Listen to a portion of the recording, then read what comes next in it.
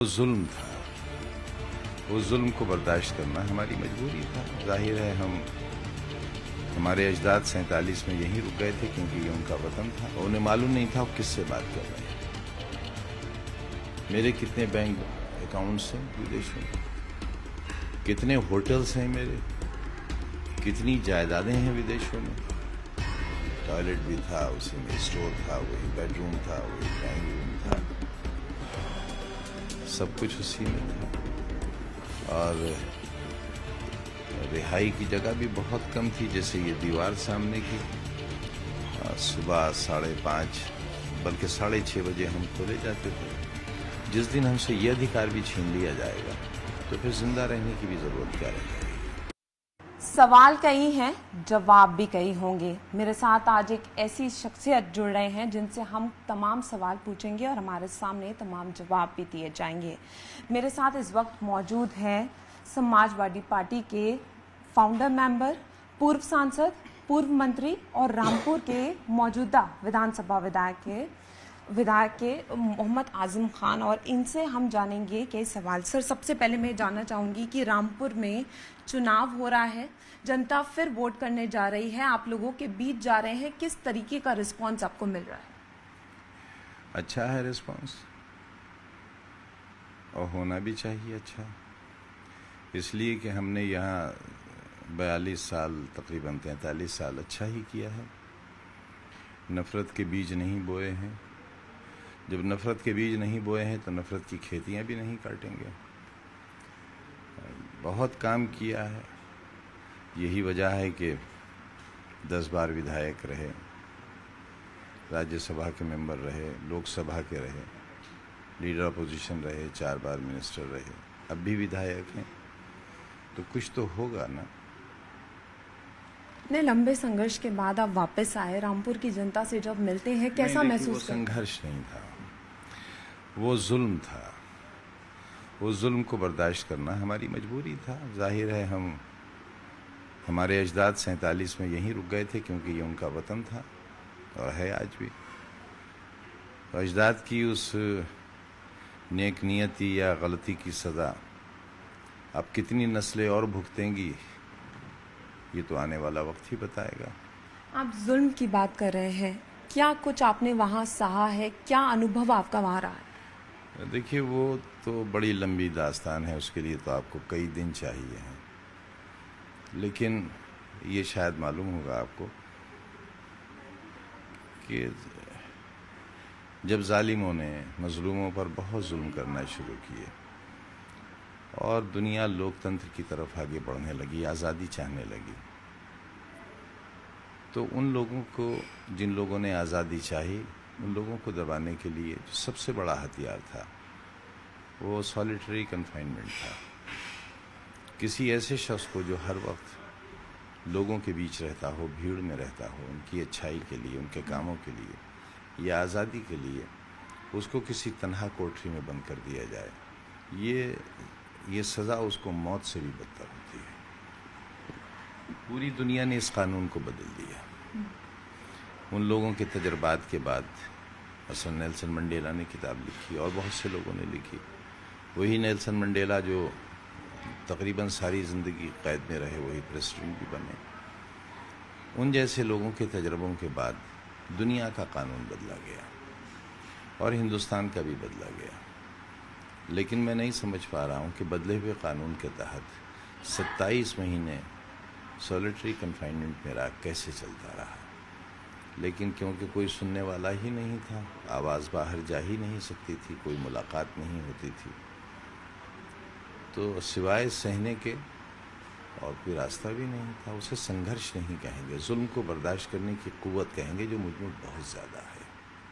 जैसा आपने कहा, आप एक जुल्म सह रहे थे, किसी से मिल नहीं सकते थे, बात नहीं कर सकते थे, तो एक उम्मीद रोज़ आपके पास होती होगी और उस उम्मीद के सहारे ही आज आप मुझसे बात कर रहे हैं, आज यहाँ है, रामपुर की जनता से मिल रहे हैं। उम्मीद तो उसे भी होती है जिसको फांसी का हुक्म हो जाता है, उसके पास भी एक अपील का दरवाज़ा होता है राष्ट्रपति का। तो उम्मीद तो थी, लेकिन हर दिन हर रात मौत से बदतर था। शायद मौत बहुत सस्ती होती, ये बहुत महंगी थी। आप जमानत से आने के बाद लगातार यूनिवर्सिटी जाते रहे हैं। यूनिवर्सिटी से आपका एक अलग ही रिश्ता देखा गया है। इसको कैसे समझ सकते हैं कि जो यूनिवर्सिटी है वो आपका एक मिशन है, या किस तरीके का रिश्ता आपका यूनिवर्सिटी से है? आज की सरकार भी ऐसा ही कहती है, बेटी पढ़ाओ बेटी बढ़ाओ। वहाँ बेटियाँ भी पढ़ती हैं और बच्चे भी पढ़ते हैं। अब तय ये करना है देश चलाने वालों को कि इस मुल्क की अक़लियतों को, जिसमें ख़ास तौर से मुसलमान हैं सबसे बड़ी तादाद में, पिछड़े हैं, दलित हैं, इन्हें ज़मीन का बोझ बना कर रखना है या इनसे कोई काम लेना है। हाँ, साजिश तो यही है कि इन्हें ज़मीन का बोझ बना कर रखा जाए और इनको नमक देकर नमक हलाल बनाया जाए, और वो नमक भी सरकार के ख़जाने से मिलता है, किसी की जेब से नहीं मिलता। एएमयू की तरबियत की कोशिश की है कि जिन लोगों को साइकिल का पंक्चर जोड़ने के लिए मजबूर किया गया सदियों, जिन लोगों को कोठियों की बुनियादें खोदने के लिए मजबूर किया गया, जिनसे सिर्फ मजदूरी कराई गई, उनके हाथ में कलम आ जाए।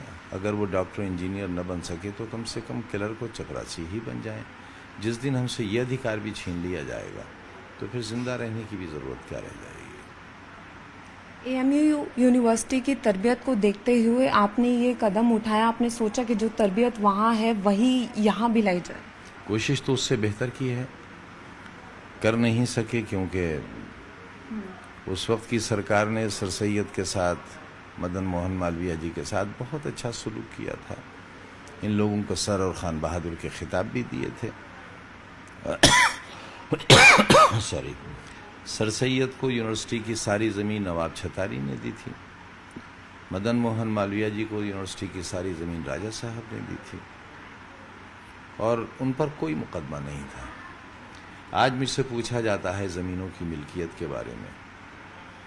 4.25 बीघा ज़मीन के लिए मुझे माफिया कहा गया और मेरा नाम माफिया पोर्टल पर डाला गया। उस 4.25 बीघा में जब नपत हुई तो 2 बीघा यूनिवर्सिटी की दीवार के बाहर है। 2.25 बीघा ज़मीन का मालूम नहीं कहाँ है।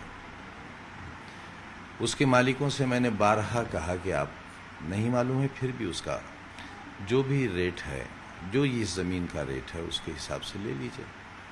तो उन्होंने कहा कि नहीं, ज़िलाधिकारी ये कहते हैं उस वक्त के कि अगर तुमने ये ज़मीन यूनिवर्सिटी को दी तो हम आज़म खां से भी बड़ा हश्र तुम्हारा करेंगे। तो लोग ऐसा नहीं कर सके। लेकिन आज मैं ये जानना चाहता हूँ आज की सरकारों से, चाहे वो केंद्र की सरकार हो या उत्तर प्रदेश की सरकार हो, कि क्या बनारस हिंदू यूनिवर्सिटी की ज़मीन की मिल्कियत के कागज़ कोई दिखाएगा मुझे? क्या अलीगढ़ मुस्लिम यूनिवर्सिटी की मिल्कियत के कागज़ कोई दिखाएगा हमें?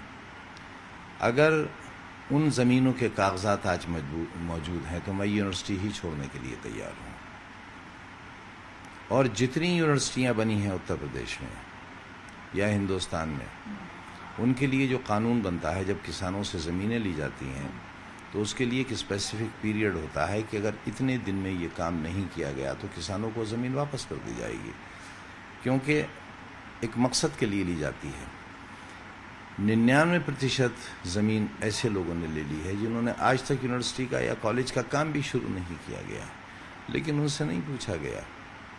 मैंने जिसने एक आलीशान यूनिवर्सिटी बनाकर खड़ी कर दी है, उससे ये पूछा जाता है कि आपने ज़मीनों का इस्तेमाल नहीं किया।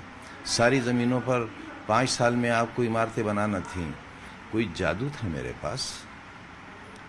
यूनिवर्सिटी की ज़मीन एक लॉन्ग प्रोसेस के लिए दी जाती है। यूनिवर्सिटी 5 साल में नहीं बनती, 500 साल में, 5000 साल में बनती है। ये तो कंटिन्यूअस प्रोसेस है। नई नई स्कीमें आती जाएंगी, नए नए डिपार्टमेंट्स खुलेंगे, नए नए कोर्सेज आएंगे, नई सोच होगी। तो मैं इतना जाहिल नहीं हूँ। मैं दूसरों की काबिलियत पर उंगली नहीं उठाता, लेकिन मैं इतना जाहिल नहीं हूँ कि मैं कोई जाहिलाना फैसला लूँ। और जिस दिन मैं इतना जाहिल हो जाऊँगा उस दिन इस यूनिवर्सिटी को मैं खुद ही बुलडोज कर दूँगा। आपने बुलडोज की बात कही, और अगर यूपी और देश की राजनीति की बात करें तो बार बार बुलडोज़र का जिक्र उठता है। इलाहाबाद में जो हुआ उसको किस तरीके से देखते हैं? देखिए, सुप्रीम कोर्ट का भी एक फैसला आज आया है। कल सुप्रीम कोर्ट ने भी कुछ कहा है।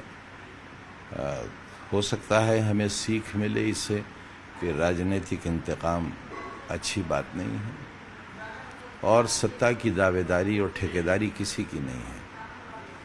सैकड़ों बरस मुगल रहकर चले गए, जिन्होंने ख्वाब में भी नहीं सोचा होगा कि एक बहादुर शाह जफ़र भी होंगे जो सिर्फ लाल किले की दीवारों के अंदर बैठ के ही शाही फरमान जारी करेंगे, और सिर्फ वो लाल किले की दीवारों के अंदर ही वो शाही फरमान लागू होगा, दीवारों के उस पार नहीं होगा।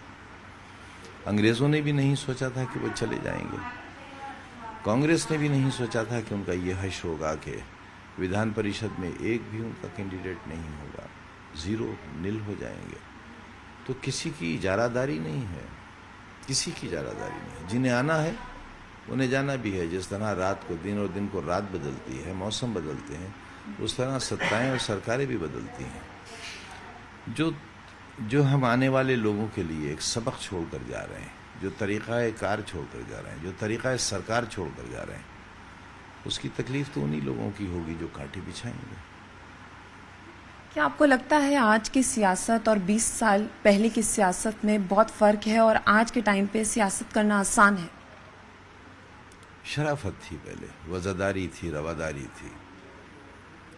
विधानसभा में हम बोलते थे तो लोग कपड़े फाड़, विधानसभा के सदस्य अपने कपड़े फाड़ देते थे। ऐसे ऐसे इश्यूज़ आए हैं। लेकिन जब सदन के बाहर निकले तो मुख्यमंत्री हमारे हाथ में हाथ डालकर हंसते हुए चले गए। एक दूसरे से नफरत नहीं थी, घृणा नहीं थी। आज राजनीतिक विवाद नहीं है, राजनीतिक विरोध नहीं है, राजनीतिक घृणा है, मिटा दो वाली राजनीति है।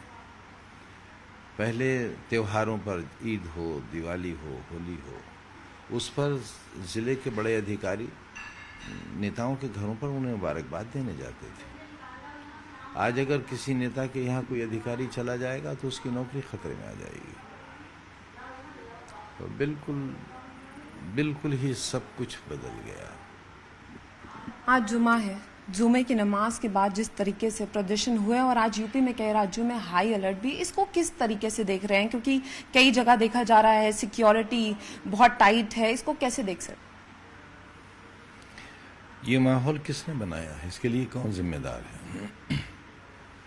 जो भी जिम्मेदार है उसको सोचना चाहिए ये हालात क्यों पैदा हो रहे हैं, किस बुरी तरह से बिहार जल रहा है इस वक्त। उत्तर प्रदेश में भी उसकी आंच आने लगी है। तो ऐसे फैसले जिनसे पूरे प्रदेश झुलसने लगे, वो नहीं लेना चाहिए, उन पर विचार करना चाहिए। आग से कभी आग नहीं बुझती, नफरत से कभी नफरत नहीं मिटती। आग के लिए पानी की ज़रूरत है और नफरत के लिए मोहब्बत की ज़रूरत है, जो शायद बहुत कम रह गई है। आपकी अखिलेश यादव से मुलाकात हुई, क्या सब कुछ ठीक है? कैसी रही मुलाकात? नहीं, गैर ठीक तो मैंने कभी भी नहीं कहा, और वो मुलाकात भी कोई ऐसी नहीं थी जो शिकवे शिकायत की मुलाकात हो। मैं बीमार था, देखने आए थे। अगर हम बात करें, अखिलेश यादव और शिवपाल यादव आज तक साथ नहीं आ पाए हैं, दोनों के बीच दूरियां हैं, तो आपको क्या लगता है, इस पर आपकी क्या प्रतिक्रिया?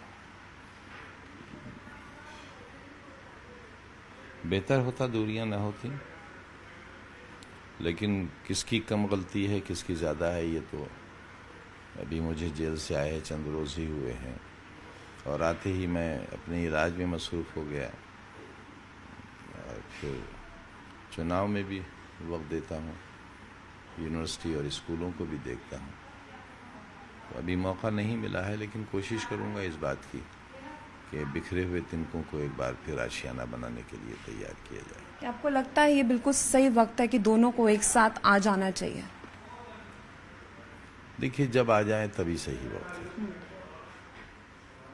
राहुल गांधी से ईडी लगातार पूछताछ कर रही है। आपने भी कहा कई जुल्म आपके साथ हुए। ये जो सब सिनेरियो जो चल रहा है अभी, इसको किस तरीके से देखते हैं? क्योंकि कहा जाता है कि जहां भी कोई प्रचार करता है या कोई अपनी आवाज़ उठाता है तो उनके घर ईडी पहुंच जाती है। इसको किस तरीके से देखते हैं? अब ईडी की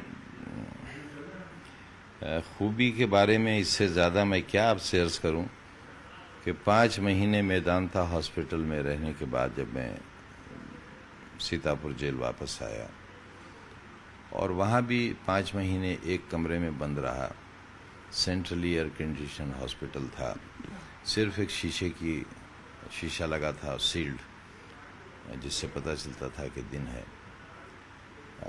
दरवाजे के बाहर कदम नहीं रख सकता था, 5 पुलिस वाले दरोगा बैठे रहते थे। 5 महीने एक कमरे में बंद रहना शायद किसी इंसान के लिए मुमकिन नहीं है, लेकिन मेरे लिए रहा। मैंने आपसे अर्ज़ किया ना, क़ुव्वत बर्दाश्त बहुत ज़्यादा है। और जैसे ही मैं गया, मैं बैठ भी नहीं पा रहा था कि 8-8, 10-10 घंटे का मुझसे इंटरोगेशन हो रहा था। तो जो सवालात मुझसे पूछे गए थे वो आप सुन लीजिए। विदेशों में मेरी कितनी कोठियां हैं, शायद उन्होंने मेरे गली का ये घर नहीं देखा था, और उन्हें मालूम नहीं था वो किससे बात कर रहे हैं। मेरे कितने बैंक अकाउंट्स हैं विदेशों में, कितने होटल्स हैं मेरे, कितनी जायदादें हैं विदेशों में। तो मैंने बतलाया कि मेरे 2 बैंक अकाउंट हैं, एक क्योंकि मैं एमपी भी रहा हूँ 2 बार, तो एक पार्लियामेंट का है और विधानसभा का 80 से सदस्य हूँ, तो लखनऊ में मेरा। इसके अलावा मेरा ज़ाती बैंक अकाउंट दुनिया में कहीं नहीं है। अगर कहीं है तो आप ले लीजिए। अगर हिंदुस्तान के बाहर मेरे इस घर के अलावा कोई घर है तो वो भी आप ले लीजिए। और ये भी कहा मैंने कि मुझे तुम्हारे सवालों पर गुस्सा नहीं आ रहा है और ना ही अफसोस हो रहा है, बल्कि मुझे इस बात पर शर्म आ रही है कि मैं कहाँ पैदा हो गया। मेरे ख्याल से काफ़ी है ये जवाब। जेल में जो लोग आपसे मिलने नहीं आए, क्या उनसे कोई शिकवा है आपको? जेल में तो मिलने इसलिए नहीं आए कि मुलाकातें ही बंद कर दी गई थी। मेरी वजह से पूरे उत्तर प्रदेश के बंदियों को जो सज़ा मिली है, मैं उसके लिए उनसे माफ़ी चाहता हूँ। मेरे सीतापुर जेल के बंदी बहुत दुखी थे कि मेरी वजह से उनकी मुलाकातें बंद हैं, ताकि मुझसे कोई मिलने ना आए। लेकिन वो इस बात से भी खुश थे कि मैं उनके साथ बंदी हूँ। जेल में जो सुलूक आपके साथ हुआ, क्या 1-2 अनुभव आप हमारे सामने रख सकते हैं? बहुत छोटी सी कोठरी थी, उसी में टॉयलेट भी था, उसी में स्टोर था, वही बेडरूम था, वही ड्राइंग रूम था, सब कुछ उसी में था। और रिहाई की जगह भी बहुत कम थी। जैसे ये दीवार सामने की, सुबह 5:30 बल्कि 6:30 बजे हम खोले जाते थे और 7:30 बजे डबल लॉक में हमें बंद कर दिया जाता था। खाने में हमें दाल का पानी मिलता था, उसमें दाल के दाने ढूंढना मुश्किल होता था, बदबू आती थी उसमें से भी। और रोटियां भी ऐसी होती थी कि शायद आपके घर का कुत्ता भी नहीं खाएगा, खाते थे। राष्ट्रपति पद का चुनाव जो है वो सामने आ रहा है, आपको क्या लगता है ये सही वक्त है कि सारे विपक्ष को एक साथ आ जाना चाहिए? अगर ऐसा हुआ होता तो कुछ राजनीतिक बदलाव आ चुका होता, लेकिन अलावा एक बार के 1975 में जब इमरजेंसी लगी थी, तब तो विपक्ष एक हुआ था और 77 में बदलाव आ गया। मिसेस इंदिरा गांधी जैसी ताकतवर शख्सियत का बिल्कुल, और उनकी पार्टी का बिल्कुल सफाया हो गया। आज जब हम रामपुर में जाते हैं, हर कोई आपको जानता है, आपके काम की बात करते हैं। वहीं अगर हम बात करें उपचुनाव के लिए, आसिम रजा आपके प्रत्याशी हैं, आपकी पार्टी से हैं, काफ़ी मेहनत कर रहे हैं, तो कहीं ना कहीं लोग जो हैं वो आपके फेस वैल्यू पर, उन पर यकीन कर रहे हैं। इसको किस तरीके से देखते हैं? नहीं तो हम, वो जो नाम आपने लिया आसिम राजा का, ये 40-42 सालों से हमारे मजबूत साथी के तौर पर हैं। पूरे रामपुर ने देखा है। मेरे हमेशा चीफ इलेक्शन एजेंट रहते थे, इस वक्त रामपुर के अध्यक्ष भी हैं कई सालों से। तो रामपुर वालों ने जैसे मुझे पहचाना है, ऐसे उन्हें भी पहचाना है। अच्छा कैंडिडेट है, बहुत नेक, बहुत ईमानदार, और जिसके पास कुछ भी नहीं है, आप उनका पर्चा देखिए, कोई जायदाद नहीं, कोई बैंक बैलेंस नहीं। घनश्याम लोधी आपके साथ काफ़ी टाइम रहे हैं, आपके करीबी रहे हैं, क्या ये करीबियत थोड़ा नुकसान पहुंचा सकती है उपचुनाव? नहीं, देखिए, करीबी तो हमारे वो नहीं रहे। हमने एक अच्छा सलूक किया था, और वो इस बिना पर कि मैं राजनीति में बंटवारे के पक्ष में रहा हूँ।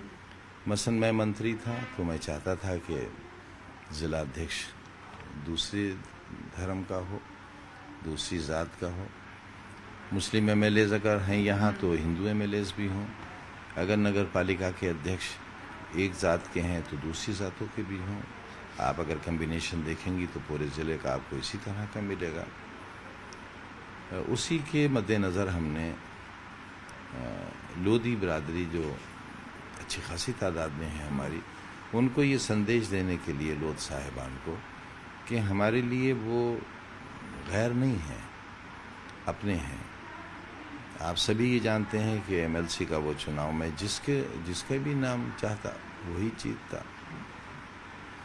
टिकट भी किसी और का हो गया था। ऐन वक्त पर मुझे पता चला और टिकट तब्दील हुआ, और टिकट बरेली तक पहुंचने का वक्त नहीं था तो हेलीकॉप्टर से टिकट सिंबल पहुंचा। तो इस तरह का सलूक रहा उनके साथ। कभी उनसे मिठाई का दाना तलब नहीं किया, वो हमारा मिजाज ही नहीं है। रिश्वत हमने अभी तक ली नहीं है और अब इतना वक्त भी नहीं है कि वो लेना शुरू करें। तो अच्छा ही रहा उनके साथ, लेकिन शायद इन 6 वर्षों में जो विधान परिषद के सदस्य रहे, 6 मुलाकातें भी नहीं हुई होंगी। इसलिए क्या है, वो भी बहुत बड़े नेता हैं और मैं छोटा सा कार्यकर्ता हूँ, तो इतने बड़े नेता के साथ मैं कहाँ वक्त गुजार सकता था। रामपुर की जनता ने आपका जुल्म, आपकी तकलीफ को देखा है और वो जानते हैं, समझते हैं। तो कहीं ना कहीं आपको लगता है कि उपचुनाव में जो जनता है वो आपका साथ देगी और इस जुल्म के लिए एक पहलू? उस बिना पर साथ न देंगे, न देना चाहिए। मेरिट पर साथ देंगे। जो बल्ब हमने लगवाए थे वो फ्यूज हो गए तो बदले नहीं गए, जो किनारे टूट गए वो सही नहीं हुए।